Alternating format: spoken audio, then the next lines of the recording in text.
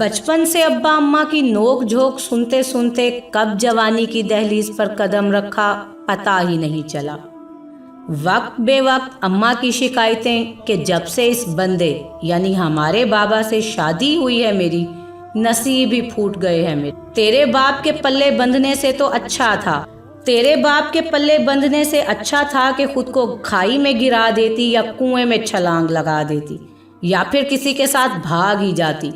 यहाँ आकर अब्बा की बर्दाश्त खत्म हो जाती और उठकर वो 2-3 थप्पड़ जड़ देते, साथ में गोली मारने की धमकी भी हर बार दी जाती। थप्पड़ खाने के बाद अम्मा सिसकियां ले लेकर सो जाती और हम बहन भाई पूरी रात या सारा दिन इस डर से जागते रहते कि अम्मा कहीं भाग ना जाए या फिर अब्बा कहीं उनकी जान ही ना ले लें। 40 साल तवील रफाकत में ना हमने अब्बा को मुतमईन देखा और ना ही अम्मा को। अम्मा को अपनी जिंदगी जाया हो जाने का अफसोस होता तो अब्बा का दुख भी किसी तौर कम नहीं था। उनको भी इस बात का कुल्क रहता कि काश वो किसी तालीम याफ्ता और शहरी लड़की से शादी कर लेते, कम अज कम जबान तो नहीं चलाती उनके आगे। वक्त बे वक्त उनकी जिंदगी जहन्नुम तो नहीं बनती। जब तक हम गैर शादीशुदा थे तो हमारी पूरी हमदर्दियां अम्मा के साथ होती। शादी के थोड़े ही अरसे बाद हमें ये एहसास हो गया कि अब्बा कितने मजबूर, कितने लाचार और कितने बेबस थे। वरना यहाँ तो बात और ख्वाहिश गोली मारने की धमकियों से बढ़ गई थी। बीवी समेत उसके खानदान पर 600 किलोग्राम धमाका खेज मवाद से भरे ट्रक के साथ खुदकुश धमाके के ख्यालात हर वक्त जहन में गर्दिश करते रहते। एक दिन छुट्टियों पर गांव आया तो देखा कि अम्मा कुछ बुझी बुझी सी बैठी हुई थी। पूछा, अम्मा क्या हुआ? वो तो जैसे भरी बैठी थी, आगे से फट पड़ी। 2 दिन से बुखार में तप रही हूँ मगर तेरे जालिम बाप ने एक एस्प्रिन की गोली तक का नहीं पूछा। ये तो रोजे अव्वल से ही मेरी मौत की ख्वाहिश में जी रहा है। अब्बा दूसरी चारपाई पर बैठे अखबार का मुतालिया कर रहे थे। मैंने शिकायती नजरों से उन्हें देखा तो अब्बा ने मुंह फेरते हुए जवाब दिया कि ले जाओ इसे गांव के वाहिद मैट्रिक फेल डॉक्टर के पास, वरना तेरी माँ ने ठीक होने का नाम नहीं लेना। अब अम्मा की जवाबी गोलाबारी मेरी बर्दाश्त से बाहर हो चुकी थी। अम्मा ने अब्बा के खानदान के वो गड़े मुर्दे कब्रों से निकाले कि मैं अपनी नज़रों में ही शर्मिंदा हो गया कि मेरी बदकिस्मती के इतने बेगैरत खानदान में आँख खोली। एक दिन बीवी के साथ मार कुटाई हुई तो बीवी ने शिकायत के लिए अम्मा को फ़ोन लगा दिया। अम्मा ने आगे से वो बेनकत सुनाई कि अल अमान, कहने लगी कि अपने बाप का खून है, दूसरों की बेटियों को मारेगा नहीं तो और क्या करेगा। इस बेगैरत से मैं और कोई तवक्को कर भी नहीं सकती। बीवी तो ये सुनकर बड़ी पुरसकून हो गई मगर मेरा सकून बर्बाद हो गया कि सारी जिंदगी बीवी के सामने अब सर झुकाए सुनता ही रहूंगा। शाम को अब्बा का फोन आ गया। डरते डरते उठाया कि अब वो क्या कहेंगे। सलाम दुआ के बाद अब्बा गोया हुए कि मर्द के बच्चे हो, बीवी दोस्त नहीं बन सकती, लिहाजा दबा के रखो उसे। अपनी माँ का रवैया देखकर मेरी हालत से इबरत पकड़ो, अब तक भुगत रहा हूँ। काश जवानी होती तो तेरी माँ को गूंगा कर देता और दूसरी शादी कर लेता।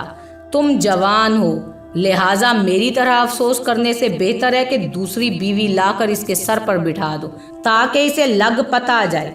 उस लम्हे मुझे अपना और अब्बा का दुख और नसीब एक जैसा महसूस हुआ।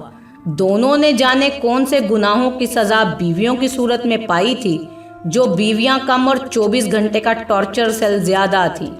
गांव में मौजूद बहन भाइयों की जिंदगी और भी अजीरन थी। सुबह शाम अम्मा अब्बा की लड़ाई होती तो बच्चे एक तरफ माँ को अब्बा का जुल्म सहने पर हौसला देते रहते तो कुछ देर बाद दूसरे कमरे में बाप की हिम्मत बंधा रहे होते कि गलती सारी अम्मा की है। महीना कबल अम्मा का दांत गांव के वाहिद मैट्रिक फेल डॉक्टर के हाथों निकलवा लिया गया। अम्मा का शुगर 400 से ऊपर चला गया, लिहाजा दांत का इन्फेक्शन मसूड़ों तक फैल गया था। गांव में मशहूर हो गया कि अम्मा को मुंह का कैंसर हुआ है। ये खबर मुझ पर बिजली बनकर गिर गई। जहाज की सीट नहीं मिल रही थी। रातों रात गाड़ी भगाकर पिशावर पहुंच गया और शहर के मायानाज डॉक्टरों का पैनल हायर किया। अगले दिन अम्मा की सर्जरी थी अम्मा तकलीफ से तड़प रही थी। सर्जरी के लिए अम्मा को जब स्ट्रेचर पर डालकर अंदर ले जाया जा रहा था तो अस्पताल के बरामदे में लगी बेंच पर मैंने अब्बा की सिसकियां सुनी। देखा तो अब्बा रो रहे थे। मैं आगे बढ़ा और उनको अपनी आगोश में ले लिया। अब्बा मेरे गले लगकर बच्चों की तरह फूट फूट कर रो दिए और मैं खुद भी अपने आंसू जब्त करता हुआ उनको तसल्लियां देता रहा। खैर ऑपरेशन कामयाब रहा और अम्मा सेहत याब होकर अस्पताल से घर आ गई।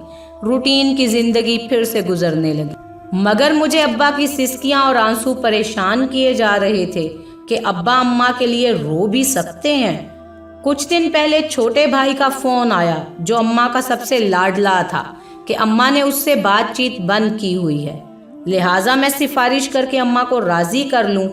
गांव जब गया तो अम्मा चारपाई पर लेटी हुई थी। सलाम दुआ करके चारपाई के एक कोने पर अदब से बैठ गया और बोला कि अम्मा छोटे का फोन आया था, आप किसी बात पर उससे नाराज हैं क्या? उसे माफ कर दें, वो बॉर्डर पर है। अम्मा गुस्से से उठकर बैठ गईं और कहा कि वो तो अपना दूध भी उसको ना बख्शेंगी, इतना दिल दुखाया है उसने। मैं हिल कर रह गया। वजह पूछी तो कहने लगी कि घर में अब्बा को पैसों की ज़रूरत पड़ गई तो अम्मा ने छोटे भाई का एटीएम कार्ड अब्बा को दिया कि अकाउंट से पैसे निकाल कर खर्च कर लेना। अगले दिन छोटे का फ़ोन आया कि अब्बा को मेरे पैसे नज़र आ गए थे। मेरे अपने बच्चे हैं, मैं फ़ौज में ख़तरात का सामना इसलिए करता हूँ कि बच्चों के लिए कुछ बचा सकूँ। अब्बा को एहसास ही नहीं है, जो मर्ज़ी जितना मर्ज़ी खर्च किए चले जा रहे हैं। अम्मा बता रही थीं और रोए चली जा रही थीं कि अभी तो मैं ज़िंदा हूँ और ये लोग मेरे शोहर की तौहीन कर रहे हैं। कितनी मुश्किलों से मेरे शोहर ने इनको पाल पोस कर बड़ा किया है। अगर मैं उसके साथ लड़ती झगड़ती हूँ तो वो हम दोनों का आपस का मामला है। मैं किसी को ये हक नहीं दूंगी कि वो मेरे जीते जी मेरे सुहाग की तौहीन करे। मैं खामोशी से उठकर कमरे से बाहर निकल आया। फ़ोन निकालकर बीवी को कॉल मिलाई। आगे से फुंकारती हुई आवाज़ में वो चीखी कि क्या ये मालूम करने के लिए फ़ोन किया है ना कि मैं ज़िंदा हूँ या मर गई हूँ? मैंने कहा कि क्या वाकई तुम मेरे बगैर ज़िंदा रह सकती हो? दूसरी तरफ फ़ोन पर एक तवील खामोशी छा गई। मैंने कहा तैयार हो जाओ, मैं लेने आ रहा हूँ। और दूसरी तरफ शायद बेयकीनी मगर इत्मीनान भरी सांस की आवाज़ आई और मेरा दिल भी पुरसकून हुआ।